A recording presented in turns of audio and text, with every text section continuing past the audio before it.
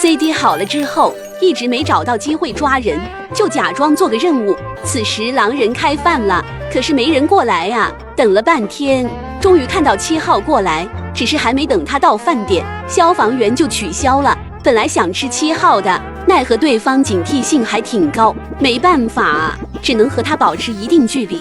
还没吃一个人的情况下，先别暴露得太明显。他坐滑梯下去了，我们不管他，先去妙蛙山看看，那里有个傻乎乎的人在飘着，不吃他真是天理不容啊！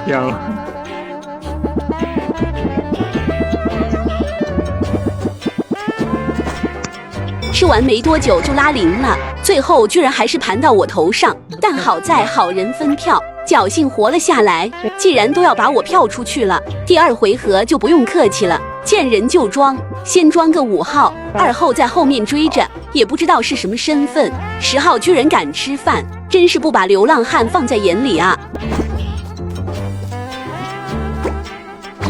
让你们不票3。等了半天不见人影，好不容易等到6号，他一看到我扭头就跑。袋子里的人看我半天抓不到人，还说我赢不了。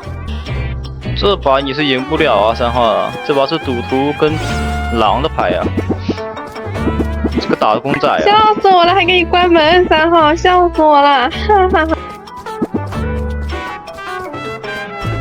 没办法，看来我只能拿出我秀一秀真不是，那就是躲在鸟屁股后面，这里一般人是不会注意到的。等了一会，1号就过来了，他根本没注意鸟屁股后面有个流浪汉，已经等候他多时了。我是赌徒，我去，我去了，你干啥？你不让我猜一个吗？